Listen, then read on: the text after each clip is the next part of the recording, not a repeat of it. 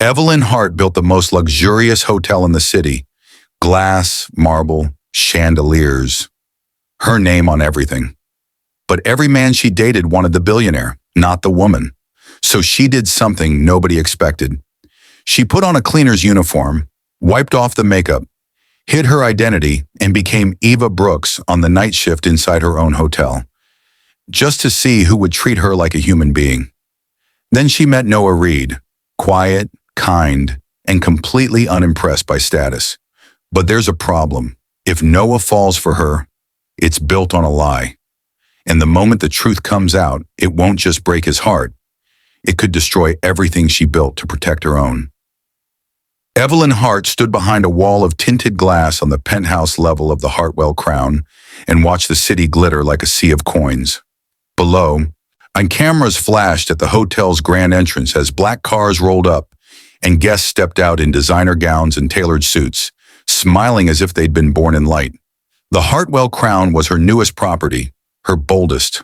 38 stories of clean lines, warm gold accents, and a lobby designed like a cathedral for modern life. She had approved every detail, the marble that looked like frozen clouds, the scent piped subtly through the vents, the way the chandelier refracted into 1,000 soft stars. It was perfect. Evelyn didn't feel perfect. Inside the private lounge behind her, her executive team buzzed with anxious excitement. A champagne station shimmered in the corner. A PR director adjusted her blazer for the third time. The head of security spoke into an earpiece like the night depended on it. 10 minutes until you walk, her assistant, Maya Collins, said, holding a tablet and trying to sound calm. They're ready to introduce you. Investors are already seated. Evelyn nodded without looking. She pressed her fingertips to the cool glass, staring at her name etched onto the building's signage across the street. Hartwell Crown. She'd been raised in a 2-bedroom rental with a mother who worked 2 jobs and a father who disappeared early enough that she never learned the shape of his absence. She'd gotten scholarships, built a career, survived meetings where men talked over her like she was background noise. She'd outworked, outlasted, and outgrown every version of herself. Now she owned hotels on 3 continents, and somehow it felt like she owned everything except one simple thing: a love that didn't come with conditions. "Ah, Evelyn," Maya said gently, lowering her voice. "You okay?" Evelyn forced a smile. "I'm fine." Maya studied her for a second, like she wanted to argue. Then she handed Evelyn a small velvet box. "Your speech note card is inside, and your mom called again. She said she's proud of you." Evelyn's throat tightened, but she didn't let it show. "Tell her I'll call after." Downstairs, the gala music began, smooth jazz floating up through hidden speakers like the building itself had a heartbeat. Evelyn turned away from the window and walked into the lounge. Conversations paused. Eyes shifted to her. Smiles widened. Every time she entered a room, people rearranged themselves around her like she was gravity. Grant Holloway, one of the lead investors, stepped forward first. He was charismatic in a polished, practiced way, the kind of man who had never been told no without turning it into a game. He took her hand and held it a second too long. "Evelyn," he said, voice warm, "this place is a masterpiece. You're a phenomenon." "Thank you," she replied, already feeling the familiar discomfort crawl up her spine. Grant leaned closer, lowering his voice. "After the speeches, you should join us at the private table. I'd love to celebrate properly." There it was. Not admiration, not respect. Possession disguised as praise. Behind Grant, another man, an older board member, laughed loudly and said, "If I were 20 years younger, I'd marry her just to retire early." The group chuckled like it was harmless. Evelyn's smile didn't change, but something in her chest hardened. She could predict the entire night. Compliments that weren't really compliments. Invitations that weren't really invitations, and subtle calculations disguised as charm. Maya caught her eye from across the room, her expression quietly apologetic. Evelyn slipped away toward the corridor, leading to a small private restroom suite. She needed air. She needed silence. Inside, the lighting was softer, the marble sink spotless. She stared at her own reflection, hair perfectly styled, lipstick precise, earrings that could pay someone's rent for a year. Her eyes looked tired. She reached into her clutch for the speech note card, but instead her fingers brushed the corner of something else, a folded envelope. Earlier that afternoon, she'd stopped by the service level to check on last-minute operations. A cleaner had been crying near the freight elevator, trying to hide it while twisting a rag in her hands. Evelyn had asked what was wrong. The woman, Denise Harper, had hesitated, then whispered, "My manager said if I miss one more shift for my son's doctor appointment, I'm fired. But my son, he's got asthma, and..." Denise had stopped herself, embarrassed, like she'd said too much. Evelyn hadn't known what to say. She just nodded, promised she'd look into it, and walked away. But the truth was, Evelyn didn't know that world anymore. Not from inside it. She opened the envelope now. Inside was a basic employee schedule sheet she'd asked Denise for, just to see the kind of hours they worked. Overnight shifts, back-to-back weekends, no breathing room. She thought of how invisible Denise had looked while saying it, like someone who expected the world to keep moving even if her life fell apart. Evelyn's reflection seemed to judge her. She heard applause starting downstairs, someone else taking the stage. Evelyn inhaled slowly, then exhaled. An idea slid into her mind so quietly it felt like it had been waiting there for years. What if she stopped trying to meet someone in rooms full of people performing for her? What if she stepped into the spaces where nobody had a reason to fake anything? A knock sounded at the door. "Ms. Hart," a staffer called. "2 minutes." Evelyn stared at herself one more time. Then she made a decision so sudden her body went still with it. After the gala ended, she didn't go to the after party. She didn't go to Grant's private table. She didn't let herself get swept into the glittering noise. Instead, she went back upstairs, took off the jewelry, washed off the makeup, and stood barefoot in her penthouse closet, waist staring at her clothes like they belonged to someone else. An hour later, she called Maya. "I need you to do something for me," Evelyn said. Maya sounded half asleep. "It's midnight, Evelyn." "I know." Evelyn's voice was calm, firm. "I want a cleaner's uniform, name tag included, and I need it to say Eva Brooks." Silence. Then Maya said carefully, "What are you doing?" Evelyn looked out at her hotel from her window. The lobby lights still glowed. Somewhere down there, staff were cleaning up champagne flutes and sweeping confetti nobody noticed. "I'm going undercover," Evelyn said. "In my own hotel." Maya let out a stunned laugh that sounded like fear. That's Evelyn, that's not normal." "Neither is my life," Evelyn replied. Maya swallowed. "Why?"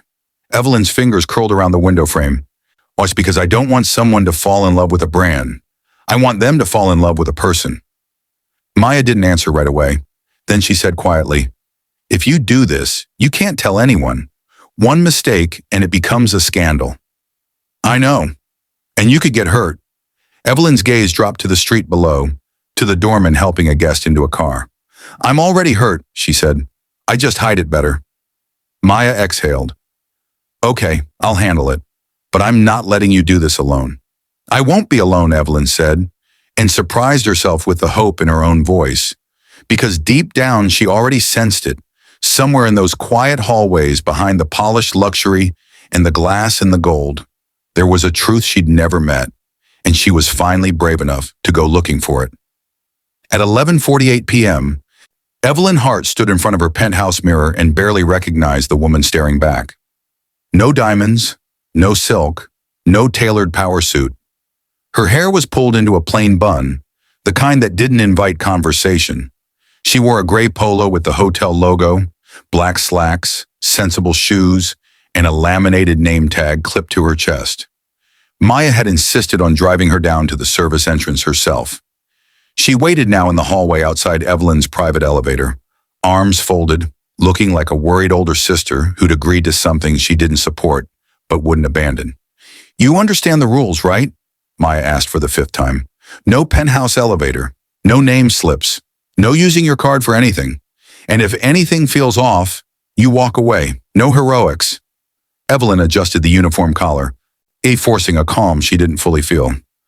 "I'm not going to start a fight in the lobby." "I'm serious," Maya said, lowering her voice. "You're walking into a world where people don't know you. Some won't be nice." Evelyn nodded. "That's the point."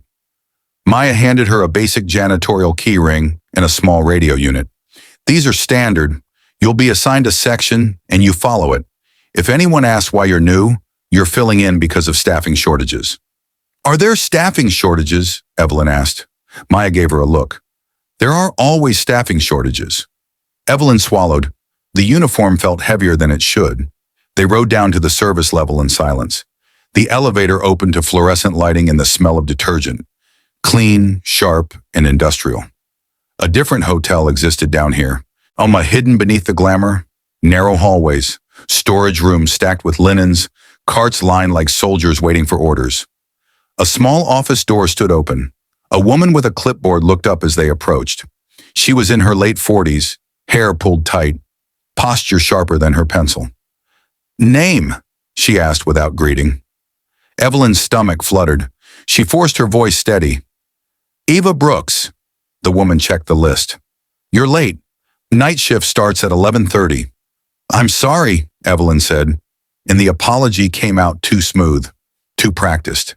The supervisor's eyes narrowed as if she could smell the difference between someone who apologized because they meant it and someone who apologized because they were trained to maintain peace.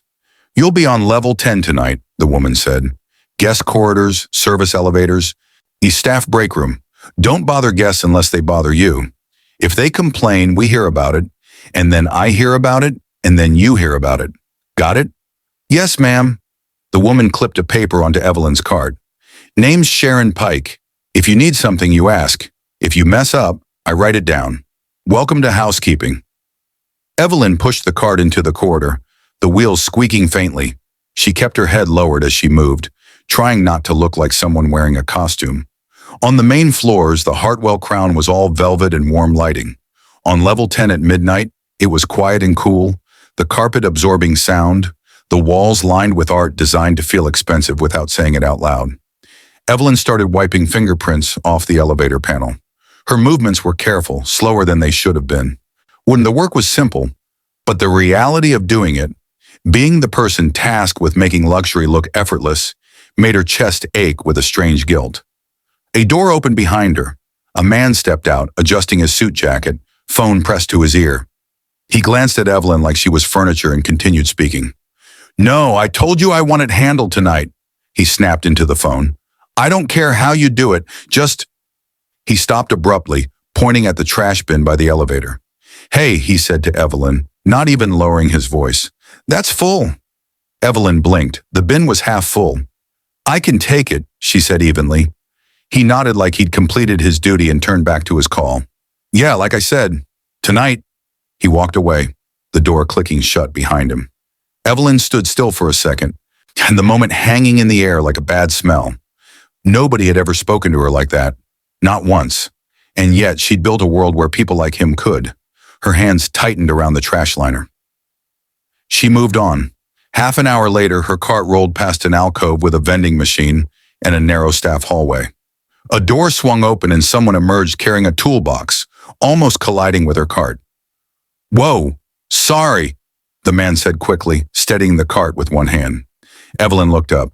He was tall, broad-shouldered, wearing a Navy maintenance jacket with a stitched name patch. Noah Reed in engineering. His hair was slightly messy like he'd been running his hands through it while thinking. His face wasn't model perfect, but it was honest. Strong features softened by tired eyes. He looked at Evelyn's name tag and nodded. Eva, Soars right? New? Evelyn's mouth went dry. Yeah, first night. Noah, he said, offering his hand without hesitation. Evelyn stared at his hand for a fraction too long, then shook it. His grip was warm, steady, not performative. Welcome to the glamorous life, Noah added, a faint smile tugging at his mouth. Hope you like walking 10 miles a night for the reward of aching feet. Evelyn surprised herself by laughing quietly. Sounds like a dream. Noah's smile widened, like he wasn't expecting humor. You're on level 10? Yeah. He nodded toward the hallway behind him. If you hear a weird knocking sound around 2 a.m., it's not haunted. It's the ice machine making drama again. I'm working on it. Evelyn leaned slightly toward him, lowering her voice like she was sharing a secret. So you're telling me the hotel isn't perfect? Noah's eyes flicked over her face, studying her with mild curiosity. Don't tell anyone, but I've seen behind the walls. Evelyn felt a strange warmth in her chest. They moved together down the corridor for a few steps, her pushing the cart, him carrying the toolbox. You're not from around here, Noah said, not as an accusation, more like an observation. Evelyn stiffened. What makes you say that? The way you look at the building, Noah replied. Most people who work here don't look up. You do. Evelyn forced a shrug. Just trying to learn the layout. Noah nodded like he accepted that, but his eyes stayed thoughtful. A door across the hall opened again. A couple stumbled out laughing, clearly drunk. The woman pointed at Evelyn's cart and giggled. Ah, she slurred, leaning into her partner. Look, Cinderella's still working. Her partner laughed and tossed a crumpled napkin into Evelyn's cart like it was a game. Make a wish, he said. Evelyn's cheeks burned. She kept her face neutral, but the humiliation crawled under her skin, hot and sharp. Noah stopped walking. He turned toward them, voice calm but firm. Hey, you don't do that. The man frowned. Excuse me? Noah didn't raise his voice. He didn't posture. He just stood there like a door that wouldn't move. She's working.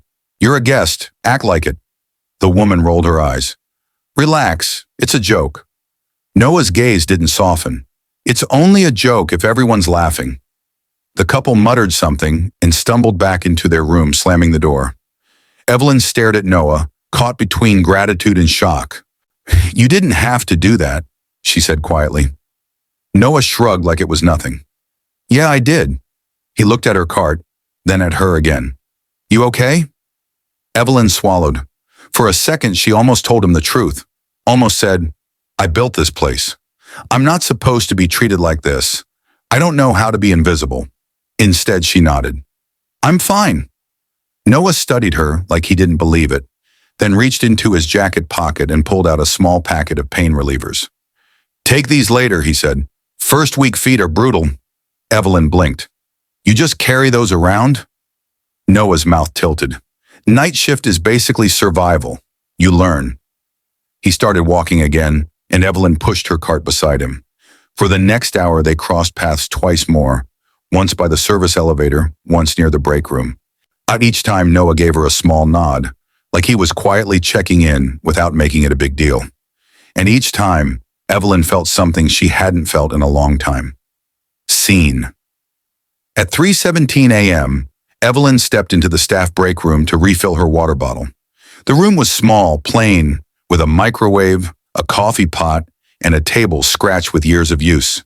A few night staff sat quietly eating from plastic containers. Noah was there, leaning against the counter, sipping coffee like it was medicine. He looked up as Evelyn entered. Hey, Eva. Evelyn hesitated, then walked toward the sink. Hey. Noah tilted his head toward the empty chair across from him. You can sit, if you want. Evelyn glanced around. Nobody seemed to care. She sat, resting her hands on the table like she wasn't sure what to do with them. Noah took another sip, and then said casually, So what brought you here? Night shift housekeeping isn't exactly a childhood dream. Evelyn's heart thumped. She stared at her hands, choosing her words carefully. I just needed a change. Noah's eyes softened, like he understood the kind of change that didn't fit into neat sentences. Yeah, he said quietly. Me too. They sat in the hum of the vending machine, the quiet of tired people, and for the first time in years, Evelyn Hart felt something close to peace. Because in that moment, she wasn't a headline, or a target, or a fortune. She was just Eva, and someone finally cared enough to ask why she was there. By the end of her second week on night shift, Evelyn stopped flinching every time someone called her Eva. The name settled onto her like a second skin, lighter, quieter, less armored. And as she learned the rhythm of level 10, which rooms always requested extra towels, which guests tipped kindly, which ones avoided eye contact like it might cost them something. She learned when the hallway lights dimmed automatically, how the carpet changed texture near the suites, how exhaustion had its own sound. And she learned Noah, not all at once, not dramatically, in pieces. They started talking more in fragments between tasks, short exchanges that grew longer without either of them noticing. Sometimes it was just complaints about faulty wiring or the ice machine that refused to behave. Other times it slipped into something deeper without warning. One night, Noah helped her lift a heavy trash bag onto the cart. His hands brushed hers and both of them paused for half a second too long. "Sorry," he said. It's fine," she replied quickly. But it wasn't just fine. It was noticeable, and that unsettled her more than any insult ever had. Evelyn found herself looking forward to the sound of his boots in the hallway, the way he leaned against door frames when he talked, the dry humor he delivered like he didn't care whether it landed, even though it always did. One night around 2:40 a.m., she found Denise Harper, the cleaner she'd met weeks earlier, crying softly in the staff restroom. Denise looked up in alarm when Evelyn entered, swiping at her face. "Sorry, I'll be out in a second." "You don't have to rush," Evelyn said gently, closing the door behind her. "What happened?" Denise hesitated, then shook her head. "It's stupid." "It usually isn't," Evelyn said. Denise laughed bitterly. "My kid had another asthma flare. I asked to swap a shift next week. Sharon said if I keep making excuses, she'll find someone more reliable." Evelyn felt something tighten in her chest. "That's not right." Denise shrugged. "That's work." Evelyn had signed off on policies like this without ever seeing the faces attached to them. That night, she couldn't sleep after her shift ended. She lay awake in her penthouse bed staring at the ceiling, replaying Denise's voice, the guest's laughter, the way Noah had stepped in without hesitation. By morning, she made quiet changes, anonymous, procedural, a revised scheduling flexibility memo, a childcare accommodation clause buried in updated HR policy. Nothing flashy, no press releases. By the next week, Denise hugged Evelyn in the hallway, tears in her eyes. "They approved my request," she whispered. "Just like that." Evelyn smiled, heart pounding. "I'm glad." She didn't say why. Noah noticed the shift before anyone else. "You've been different," he said one night as they walked toward the service elevator together. Evelyn stiffened. "Different how?" "Lighter," he said after a moment. "Like something heavy moved out of your head." Evelyn laughed nervously. "Maybe I'm just getting used to the job." "Maybe," Noah said, but he didn't sound convinced. They stopped near the elevator. The hum filled the silence. "Can I ask you something?" Noah said. Evelyn nodded, bracing herself. "Why night shift?" he asked. "Most people try to escape it." She swallowed. The truth pressed against her ribs, desperate to be let out. "Because during the day," she said carefully, "everyone's watching. At night, people show who they really are." Noah studied her face, searching. "And what are you hoping to see?" The question landed too close. "Kindness," Evelyn said quietly, "when there's no reward for it." Noah's expression changed, not dramatic, just thoughtful. "That's rare." "Yeah," she said. "I know." That night she tested him, not cruelly, not obviously, but deliberately. She mentioned that her landlord might raise rent.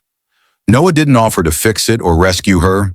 He offered to help her budget, pulled out a folded notebook with scribbles and said, "I'm not great at money, but I know how to stretch it." Another night, she pretended her shoes were falling apart. Noah handed her a pair of barely used work shoes from his locker. "They're clean," he said quickly.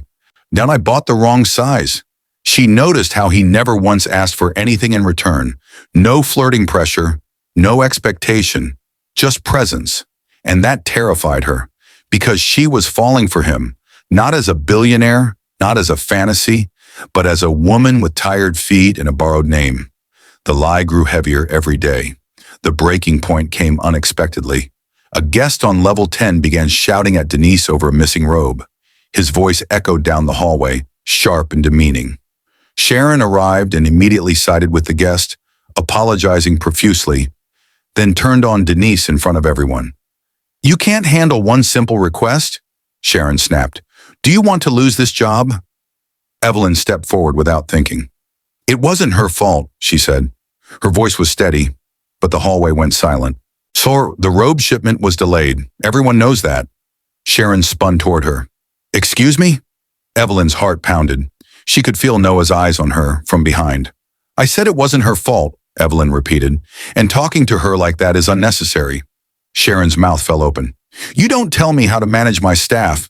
The guest scoffed. I don't need excuses. I need service. Noah stepped forward beside Evelyn. Sir, I'll personally get you a robe from another floor. The guest hesitated, then nodded, mollified. Sharon pulled Evelyn aside, fury barely contained. You don't get paid to speak.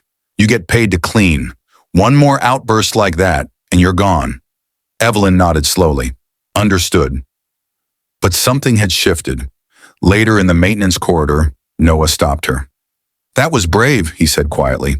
Hickin' is stupid. She let out a shaky laugh. That bad? You could have been fired. Evelyn met his eyes. Would you have stayed quiet? Noah didn't answer right away. Then he said, no. They stood there close enough that she could smell the faint scent of coffee and metal on his jacket. You don't act like someone who's used to being powerless, Noah said softly. Evelyn's breath caught. And you don't act like someone who wants power, she replied. For a moment, the truth hovered between them. Fragile, dangerous. Evelyn looked away first. That night, alone in her penthouse, Evelyn removed the name tag and set it on the table. Eva Brooks. She realized something with painful clarity. She hadn't come here just to find love. She'd come to learn who she was without protection. And now that love was real, the lie was no longer survivable. The truth didn't come out the way Evelyn imagined. There was no dramatic confession, no perfectly timed reveal, no controlled environment where she could choose her words carefully and soften the blow.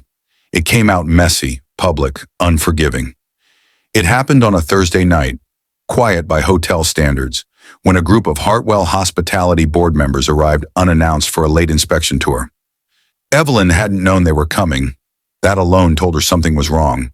She was halfway down level 10, replacing liners in a service alcove, when the sound of unfamiliar voices carried down the corridor. Confident, entitled, unmistakably executive. Her stomach dropped. She stepped back instinctively, heart hammering, as polished shoes appeared at the end of the hallway. At the center of the group was Richard Vaughn, a senior board member who had argued with her relentlessly over labor budgets. He was mid-sentence when he saw her. He stopped walking. His eyes narrowed, then widened. Evelyn, he said loudly. The hallway went still. The board members turned. So did two guests. So did Sharon, who had just stepped out of the service elevator. And then, slowly, Noah, who had been fixing a panel near the ice machine, straightened and looked over. Evelyn felt the floor tilt beneath her feet. Richard laughed in disbelief. This is some kind of joke, right? Silence stretched, heavy and brutal. Evelyn opened her mouth. Nothing came out. Sharon's clipboard slipped from her fingers and clattered to the floor. Evelyn? Hart? She whispered. Noah's gaze dropped to the name tag on Evelyn's chest. Eva Brooks, then back to her face. Understanding hit him like a punch. Wait, he said quietly. I can explain, Evelyn said, finally finding her voice, though it shook. This isn't what it looks like. Richard scoffed. You're pretending to be staff? In your own hotel? Evelyn turned to Noah, desperate now. Noah, I didn't. He took a step back. Just one. But it hurt more than if he'd shouted. So this was what? Noah said, voice tight. An experiment? No, Evelyn said quickly. It was never about that. You lied, he said, cutting her off. Not angry, wounded. Every night, every conversation. Evelyn felt tears sting her eyes. I was trying to be normal. Noah let out a short, bitter laugh. By pretending to be someone else? Richard cleared his throat. This is wildly inappropriate. And we'll discuss this upstairs. Evelyn didn't move. No, you won't. Everyone turned to her. She straightened slowly, shoulders back, not as Eva Brooks, but not fully as the untouchable billionaire either. I came down here because I wanted to understand what I built, she said, and what I broke by being distant from it. Richard shook his head. You humiliated your own staff. No, Evelyn said firmly. I humbled myself. She looked at Sharon, and what I saw was fear. People afraid to ask for time off, afraid to get sick, afraid to speak. Sharon swallowed, speechless.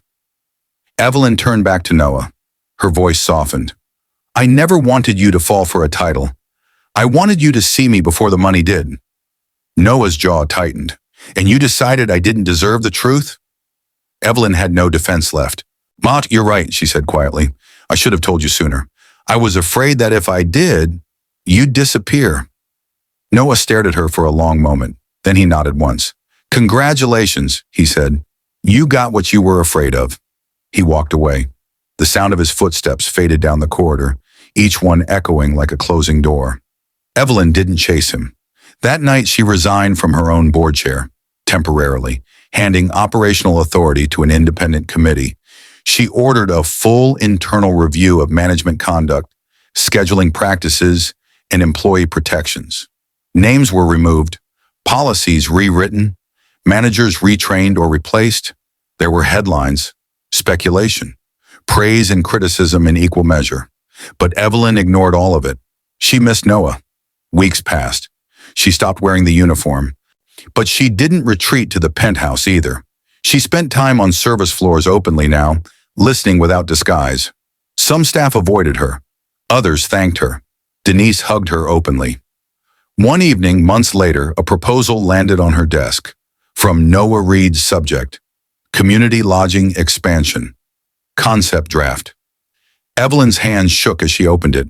The proposal outlined a plan for affordable, dignified lodging tied to Hartwell properties, designed for workers, not tourists, efficient, thoughtful, human. At the end was a single line. This is something I believe in. If the company does too, I'd like to help build it. No mention of her lie, no bitterness, just work, just purpose. They met in a quiet conference room 2 days later. No cameras, no assistants, no disguises. Noah stood when she entered. As he looked the same, tired eyes, steady posture, but guarded now. Thank you for coming, Evelyn said. I'm here for the project, he replied. Not closure, she nodded. That's fair. They discussed the proposal first, the logistics, the challenges, the compromises. For an hour, it was strictly professional. Then Noah closed his notebook. Why did you really stay? He asked. Evelyn met his eyes. Because I was lonely, and because when people knew who I was, they stopped seeing me. Noah exhaled slowly. You should have trusted me. I know, she said, and I'll live with that. Silence settled between them. Finally, Noah said, if we do this, whatever this is, it has to be honest. No tests, no masks. Evelyn's voice was steady. I don't want to be loved for what I own, and I don't want to hide who I am either. Noah studied her, then nodded. Then start there. They didn't touch. They didn't rush. But when they walked out of the room together side by side, something felt different. Not perfect, but real. For the first time in her life, Evelyn Hart wasn't trying to be smaller or untouchable to be loved. She was just herself, and that finally was enough.